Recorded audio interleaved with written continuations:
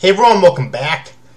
Okay, this is another video I want to make here regarding a video that the Insane Game Freak made recently entitled Anime Character Deaths. And just so you know, though, I didn't dislike his video. I respect his opinions, but there are some opinions that he stated that I do disagree with that I'd like to mention. All right. So when he talked about anime character deaths, he split them into two groups, and I agree with this part. But in case you didn't watch his video, let me explain. He split them into two groups. All right, character deaths. I forget the exact way he said them, so I'm basically going to say them in my own words because I don't even remember how he said it. But I do remember the gist of it.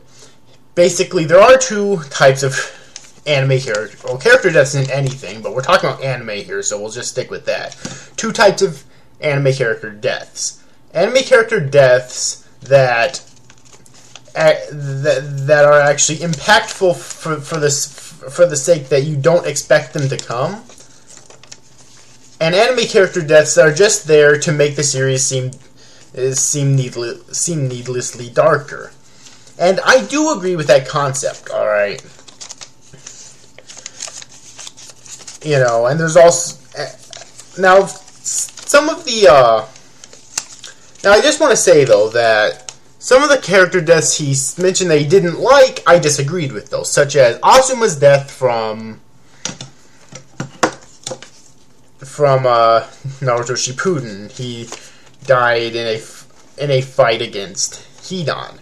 All right, and I did like that death because, first off, it was another character death. Like, the Naruto series, I think, needs more character deaths because there's very few characters that ever die in the series. I'm not saying it has to kill off its entire cast, but more character deaths would really emulate a bigger threat in terms of the antagonists, I would think. Okay, because like if an antagonist is boasting to be this incredibly fucking powerful, stronger than anyone else, he better be killing off a few fucking characters. Now, at the beginning of the series, I wouldn't have expected, you know, Zabuza and Haku to kill off the, like, four characters that were fighting against him. Alright? Because there was still a lot more to do with those four characters. Or, you know, the bridge builder, because the whole mission was to save the bridge builder.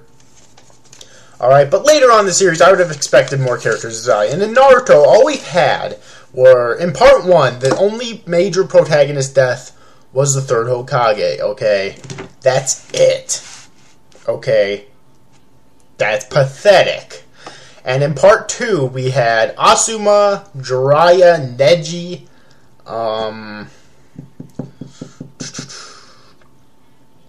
who else? In terms of flashbacks, we had Minato and Kushina, who were protagonists. Even though they didn't die in real time, I'm still counting them. And also, I'll count Yahiko as well, because when he died, the Akatsuki were kind of anti-heroes in a way. They weren't really villains. Okay, so I'll still count him as a protagonist death as well. Alright, but that's really all of them I can think of. Like, Kakashi died during the Invasion of Pain arc, but he was revived with everyone else.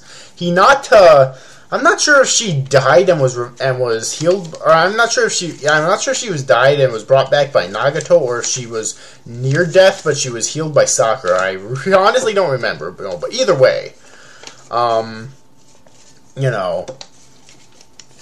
So, you know, and that's just the thing. It's like Naruto, I think, needs more major protagonist deaths in order for these villains to seem fucking threatening. Like, Pain was threatening, okay? Pain was fucking threatening. Not only was he such a fucking powerhouse, but he killed major characters. They were revived later, but he still killed them. He killed Kakashi, okay? He almost killed, whichever it was, fucking Hinata. You know, before he launched the almighty push on the entire village, he killed lots of fodder ninja as well, which, you know, obviously we don't care about fodder ninja, neither do I, but still, you know, he almost killed fucking Tsunade. Like, I'm not sure if it was in the same arc or if it was in the arc beforehand, but he killed Jiraiya, okay? he fucking killed Jiraiya of all people. So, I mean, Pain was threatening, okay? Kakuzu, to me, is not fucking threatening. At least not as threatening as he could have been. Why? Because he didn't even kill anyone. And he didn't really kill any major protagonists. If he killed a major protagonist, I might be willing to see him as actually fucking threatening. Okay? You know, Hidan was threatening. Why? Because he fucking killed Asuma, one of the previous 12 Guardian Shinobi. I know that was filler, but still, that was still mentioned in the Hidan and Kakuzu arc because the monk that they captured, I forget his name, was also a member of those 12 Guardian Shinobi, of the previous 12 Guardian Shinobi. Okay. So, yeah, that's what...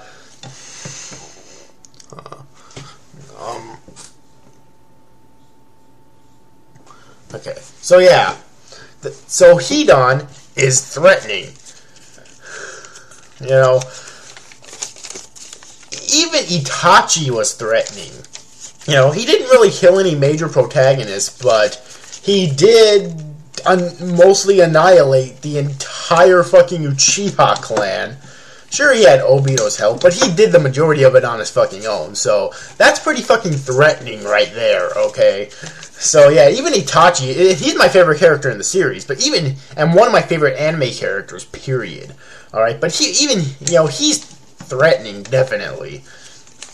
Or at least he was, you know, but... Well, he's still kind of threatening. He was more threatening when he was a villain, because you didn't know if he was about to kill off a major character, because we had no idea about his pessimistic side, but he was still threatening, okay?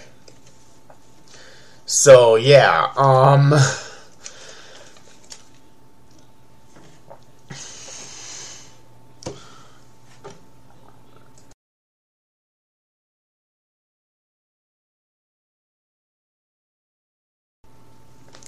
So, yeah, now, back to Asuma's death, though. I think Asuma's death was impactful because, one, even though he didn't get much screen time, which is something I will criticize it for, even I will, I still liked him as a character to an extent. You know, he had a likable personality and everything, and he proved to be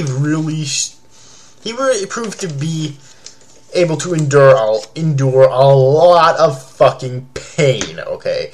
And also that it was necessary for the story because that helped with Shikamaru's character development, which obviously was a good thing. Alright. Then also it made Hidan seem really fucking threatening that he killed off a protagonist. Like a major protagonist, alright? So, then you also complained about Neji's death during the war here, and said that didn't help out at all, and I also disagree with that because at that point, he was very close to both Hinata and Naruto. And not only, I think, even though I still don't like Hinata that much as a character, like, the only two female characters I really like in the series are Tsunade and Tamari, okay? But, anyways, though,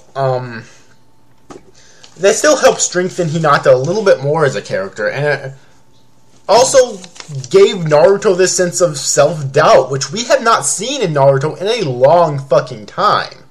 Okay, we have not seen this in Naruto since the early days of Part 1.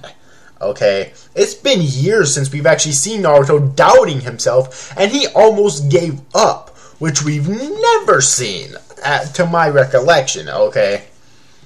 So that's why Neji's death was impactful, and whatnot.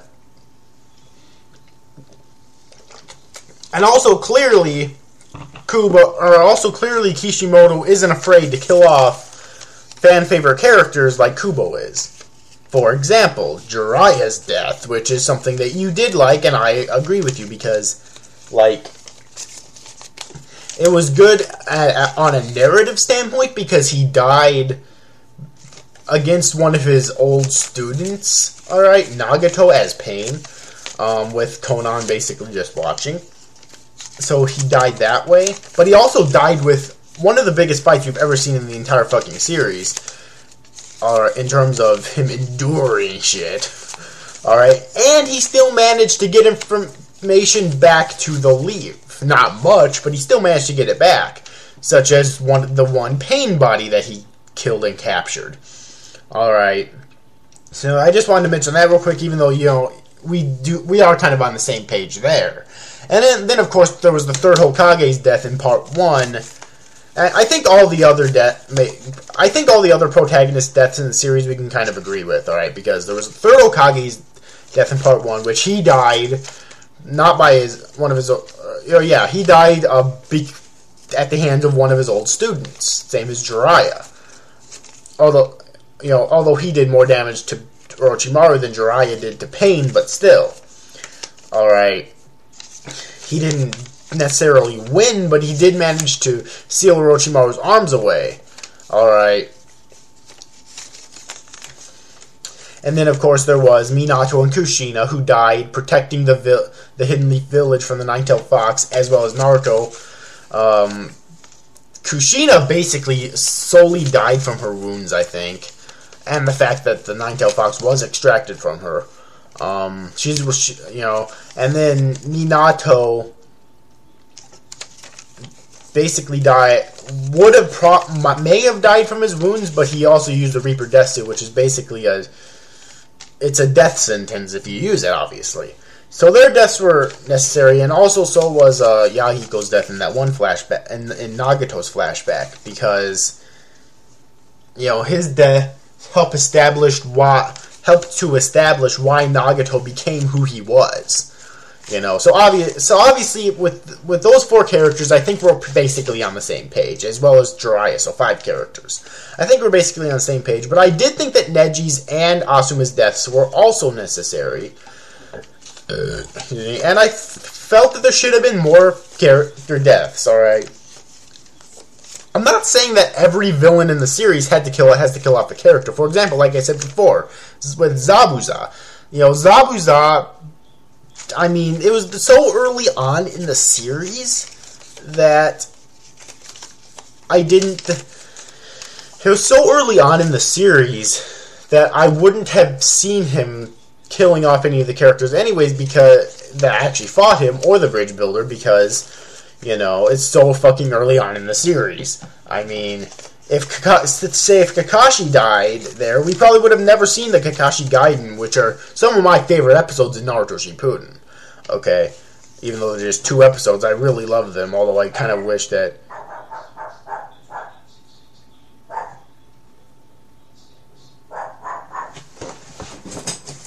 Be right back.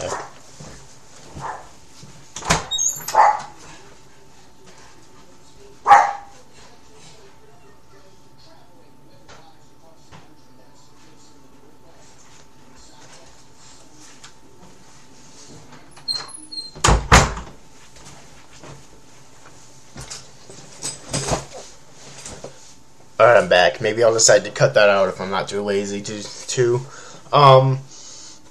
But yeah, it's like,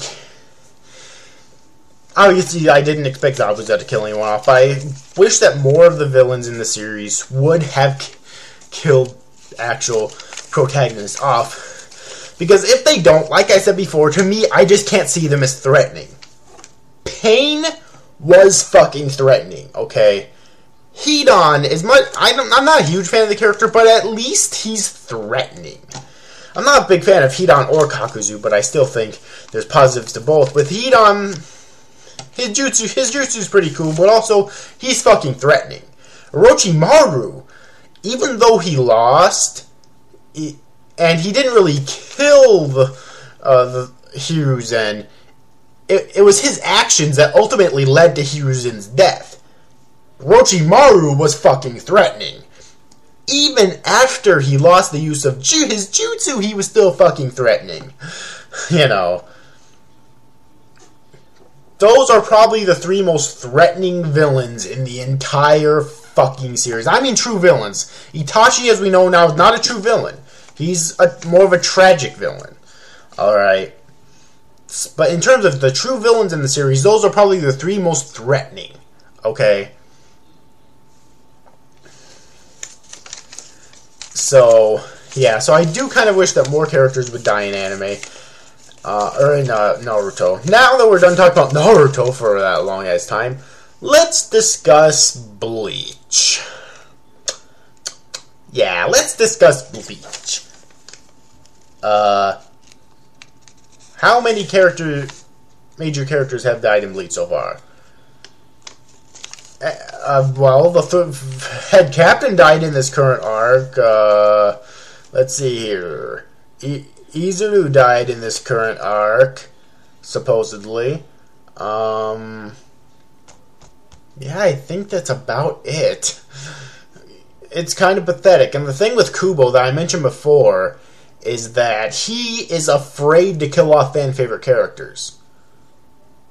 Such as Byakuya, who he was originally planning to kill off but decided to bring back, okay? He was originally planning to kill Byakuya off, alright, but he was afraid to, so he decided to bring him back. Alright, I love Byakuya and all. He's one of my favorite characters of Bleach, but come on, man. Kill off, Bleach is even more pathetic. Two characters protagonists I could think, major protagonists I could think of, were killed off. And both just in this arc, and that's it. Kind of pathetic when you think about it, alright?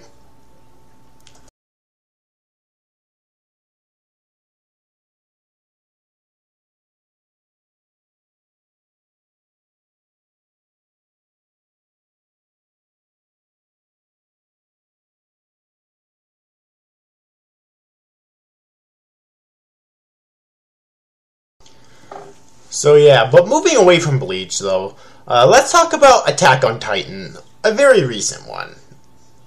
Yeah, alright, because you did mention that a little bit in your video as well. I'm sorry this video is getting really long here. It's almost at 20 minutes. I am sorry about that, but I have a lot to say, though. So yeah, you did mention Attack on Titan in your video, so I want to discuss that a little bit, too. Attack on Titan is notorious for having a lot of deaths. And, characters you might not even care about because they don't get enough screen time. And the thing there is that that's supposed to be realistic. Alright?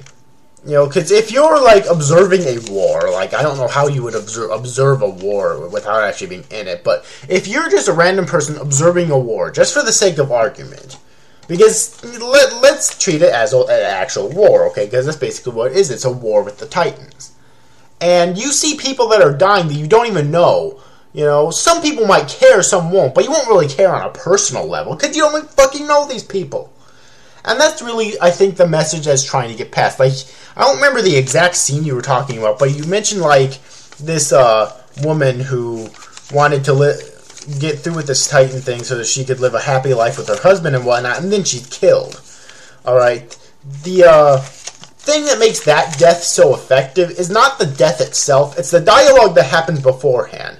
It's this hope that she's getting in her own mind, only for it to be destroyed in an instant by the Titans. That's why that one is so effective. Not because of the death itself, but because of the dialogue that occurs before the death. Okay, and whatnot. And let's take characters like Petra, alright, who is actually one of my favorite characters in the series. Despite the short screen time she had, I love Petra in the series. And she, along with the rest of her squad, except for Levi, obviously, ended up being killed off, so quickly that you didn't even expect it, she was in several they were in quite a few episodes, but when they were killed off, what I mean by quickly is that the scene happened so fucking quickly, and you never expect it to happen. Alright, because the series is trying to tell you that this is a war, and in war, people die. Okay? And they're not afraid, and the series is not afraid to show that, because it's the truth. In war, people die. Nobody is safe, okay? In this series, the only ones who are safe are probably, the three main characters, obviously, Eren, Mikasa, and Armin, and Levi, and possibly Erwin. Alright, but those are probably the only 5 characters who are even close to being safe in this series. In terms of everyone else, it's no man's land, because they're treated, obviously, exactly like an actual war. You know, I haven't seen many Titans going around killing people recently, but it's treated as close to a war as you can possibly get in the real world. You know, in war, people die. Nobody is safe, which is one of the biggest things that Attack on Titan tries to empathize all the time. Alright. And so that's why I think that the deaths in Attack on Titan, even though you might not care about the characters, like Marco, for example. You know, you've heard about Marco, but he didn't really get enough screen time for you to care about him. But his death was still... And his death happened off-screen, even. You know. And it was trying to emphasize that you might die and your friends and family might not even know about it in a war. Even if they're fighting in the same war as you. You know. So there's also that.